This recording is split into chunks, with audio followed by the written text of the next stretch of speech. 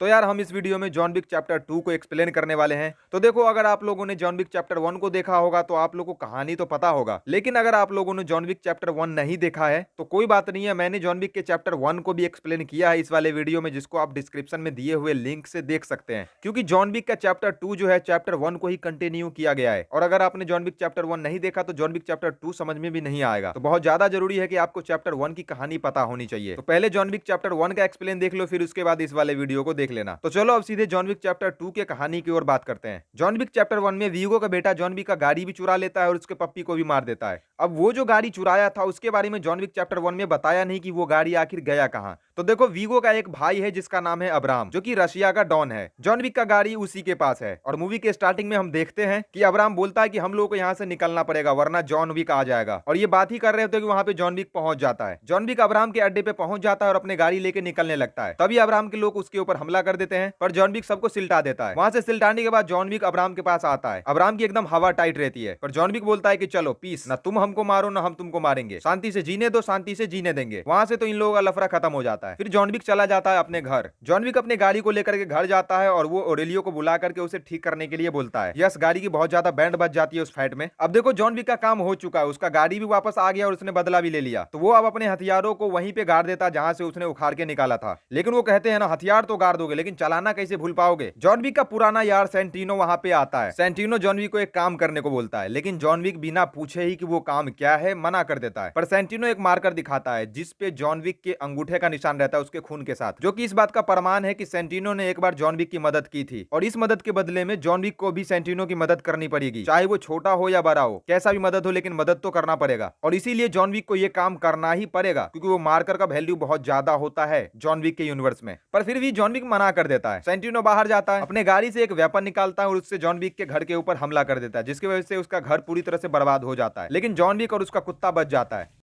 अब John Wick इस चीज को भी बर्दाश्त कर लेता है। अब उसके पास घर तो है नहीं, तो वो अपने डॉगी को लेकर के जाता है होटल कॉन्टिनेंटल। वहां पे वो विंस्टन से मिलता है। विंस्टन जॉन विक को बोलता है कि पता है, इस दुनिया में दो चीजें हैं, मतलब दो रूल हैं जिसको कोई नहीं तोड़ सकता। सबसे पहला, क्वांटल ग्राउंड पे कोई हमला नहीं कर सकता, मतलब कोई खून खराबा नहीं कर सकता। और दूसरा कि मार्कर को कोई भी डिसऑनर्ड नहीं कर सकता, मतलब अगर एक बार मार्कर बन गया तो उसके बदले में कुछ करना ही पड़ेगा, तभी मार्कर से फ्री हो सकते हो। तो चाहे जॉन विक कुछ भी कर ले, सेंटिनो का काम करना ही पड़ेगा उसे, वरना हाई टेबल जॉन विक के एल लगा देंगे। मतलब है, नियम के खिलाफ जाओगे तो पेले जाओगे। क्लियर है। अब जॉन विक के पास कोई रास्ता बचता नहीं है, तो वो जाता है सेंटिनो से मिलने के लिए, जहां पे वो पूछता है कि भाई टास्क क्या है, करना क्या है मुझे। सेंटिनो बताता है कि जॉन विक को उसके बहन को मारना पड़ेगा, मतलब जॉन विक को सेंटिनो के बहन को मारना पड़ेगा। अब सेंटिनो अपनी बहन जियाना को इसलिए मरवाना चाहता है क्योंकि सेंटिनो का बाप जब मरा था तो हाई टेबल का सीट जियाना को दे दिया था। अब सेंटिनो चाहता है कि उसकी बहन जब मर जाएगी तो हाई टेबल का सीट तो अपने को ही मिलेगा। सेंटिनो जॉन विक को बताता है कि उसकी बहन अभी रोम में है। जॉन विक सीधे पहुंच जाता है रोम। रोम पहुंचने के बाद वो जाता है रोम कॉन्टिनेंटल, जहां पे वो उसके मैनेजर से मिलता है। फिर वो दूसरी जगह जाता है जहां पे वो बहुत सारे गन्स लेता है। अब रोम में जिस पार्टी में जियाना को उसे मारना है उसके बारे में सब कुछ जानकारी लेता है एक मैप के द्वारा, और बुलेट प्रूफ कपड़े लेता है। जियाना पार्टी से बाहर निकल के आती है, अपने बॉडीगार्ड कैसियन को बोलती है कि जाओ पार्टी शार्टी एंजॉय करो, तब तक मैं थोड़ा सा फ्रेश होके आती हूँ। जैसे ही जियाना जाती है फ्रेश होने, वहीं पे पहुंच जाता है जॉन विक। जियाना को पता चल जाता है कि अपना तो गेम बजने वाला है, क्योंकि भाई जॉन विक आया है तो कुछ तो करेगा। जियाना खुद ही खुद की जान ले लेती है, चाकू से नस काट के। आशिकी वाला नहीं है ये, पर फिर भी जॉन विक एक गोली तो दाग देता है, वो इसलिए ताकि कंफर्म हो जाए कि हाँ मर गई। अब देखो, जॉन विक जब रोम आया था तो सेंटिनो ने अपनी चहेती एरिस को उसके पीछे लगा दिया था नजर रखने के लिए, ताकि जैसे ही जॉन विक जियाना को मारे, एरिस जॉन विक को मार दे। और इससे दुनिया वाले को यह लगेगा कि हाँ भाई, जॉन विक ने सेंटिनो के बहन को मारा, इसलिए सेंटिनो ने भी जॉन विक को मार दिया। जॉन विक जब जियाना को मार के उस पार्टी से निकल रहा होता है तो वहां पे वो कैसियन से मिलता है, जो कि जियाना का बॉडीगार्ड है। कैसियन को पता चल जाता है कि जॉन विक ने जियाना को मार दिया है। अब दोनों एक दूसरे के ऊपर में गोली चला देते हैं, लेकिन दोनों में से किसी को भी गोली नहीं लगता, क्योंकि दोनों बुलेट प्रूफ कपड़े पहने होते हैं। वहां से जॉन विक भाग जाता है। जैसे ही जॉन विक जियाना को मार देता है, उसके बाद एरिस उसके ऊपर हमला कर देती है, पर जॉन विक वहां पे सबको सिलटा देता है और वहां से बच के निकल जाता है। उधर एरिस सेंटिनो को बता देती है कि हाँ भाई, जॉन विक निकल चुका है यहाँ से। अब सेंटिनो का भी हवा एकदम टाइट हो जाता है। सेंटिनो जॉन विक के लिए ओपन कॉन्ट्रैक्ट खोल देता है $7 मिलियन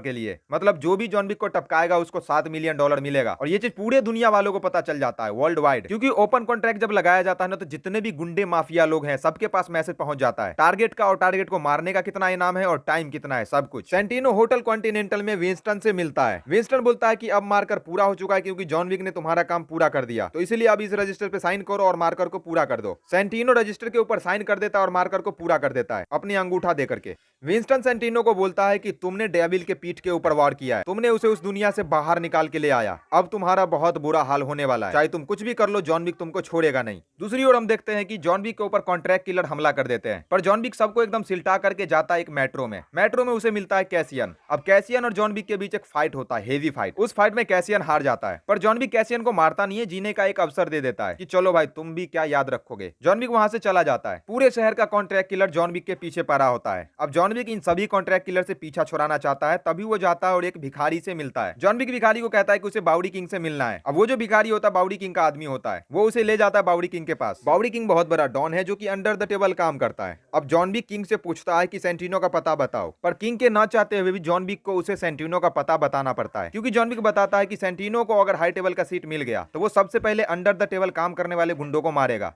और इसीलिए किंग को जॉन विक का मदद करना पड़ता है। अब किंग बता देता है कि सेंटिनो कहाँ है। साथ में किंग जॉन विक को एक गन भी देता है जिसमें सिर्फ 7 गोलियां होती है। अब इसको कंजूसी नहीं कहेंगे, बल्कि जानबूझ के किंग नहीं देता उसको गोली। अब जॉन विक एक पार्टी में जाता है जहाँ पे सेंटिनो होता है। देखते ही देखते वो सेंटिनो के आदमी पे हमला कर देता है और सेंटिनो को भी मारने का प्रयास करता है, लेकिन ये मौका देख करके सेंटिनो वहां से भाग जाता है। जॉन विक सेंटिनो के पीछे पीछे सोल ऑफ रिफ्लेक्शन में पहुंच जाता है। अब सोल ऑफ रिफ्लेक्शन में क्या होता है ना कि बहुत सारे रिफ्लेक्शंस दिखाई देते हैं, जिसमें कंफ्यूजन पैदा हो जाता है कि कौन सा असली है कौन सा नकली है। तो ये वाला सीन अपने को बहुत अच्छा लगा, मैंने एंजॉय किया इस सीन को। अब वहां पे सेंटिनो को पता चल जाता है कि भाई जॉन अपने को टपका देगा। अब सेंटिनो वहां से भाग जाता है और जॉन से निपटने के लिए एडिस को छोड़ देता है। जॉन एडिस का भी वही हाल करता है जो कि बाकी सबका किया था, मतलब उसको भी टपका डालता है। सेंटिनो अपनी जान बचाने के लिए पहुंच जाता है होटल कॉन्टिनेंटल, जहां पे वो विंस्टन से मिलता है। सेंटिनो विंस्टन से कहता है कि तुम जॉन विक के सारे मेंबरशिप खत्म कर दो, लेकिन विंस्टन कहता है कि मैं ऐसा नहीं करूंगा क्योंकि जॉन विक ने कोई भी रूल नहीं तोड़ा है। अब जॉन विक भी होटल कॉन्टिनेंटल पहुंच जाता है सेंटिनो को मारने के लिए। वहां पे जाने के बाद जॉन विक सेंटिनो को मार देता है। अब भाई साहब रूल तो याद ही होगा ना कि कॉन्टिनेंटल ग्राउंड पे किसी भी तरह का खून खराबा नहीं हो सकता, और ये रूल कभी भी तोड़ा नहीं जा सकता, लेकिन जॉन विक ने रूल तोड़ दिया। तो जिस तरह से ये रूल सबके लिए अप्लाई होता है, उसी प्रकार से जॉन विक के लिए भी अप्लाई होता है। अगली सुबह होटल कॉन्टिनेंटल का मैनेजर जॉन विक को मिलता है। वो जॉन विक को ले जाता है विंस्टन के पास, जहां पे विंस्टन बताता है कि तुमने रूल तोड़ा है, तुमने जो मर्डर किया है वो इंटरनेशनली पहुंच चुका है और अब मैं तुम्हें एक्स कम्युनिकाडो घोषित करता हूं। साथ ही विंस्टन बोलता है कि होटल कॉन्टिनेंटल की सारी सर्विसेज तुम्हारे लिए बंद की जाती है, अब तुम्हारे पास मात्र 1 घंटे हैं। विंस्टन जॉन विक को एक मार्कर भी देता है और बोलता है कि ये तुम्हारे काम आएगा। जॉन विक वहां से चला जाता है। अब जॉन विक को मारने के लिए ओपन कॉन्ट्रैक्ट खुल जाता है। शहर के सारे कॉन्ट्रैक्ट किलर्स बस वेट कर रहे होते हैं कि कब टाइम पूरेगा और जॉन विक को टपकाएंगे। जॉन विक अपने कुत्ते के साथ भागने लगता है और इसी के साथ मूवी हो जाता है खत्म। अब मैं विदा लेना चाहूंगा इस वीडियो से। अगर आप लोगों को वीडियो पसंद आई तो लाइक कर देना, और इसके तीसरे चैप्टर का भी एक्सप्लेन वीडियो आएगा तो वेट करो। मिलते हैं बहुत जल्द।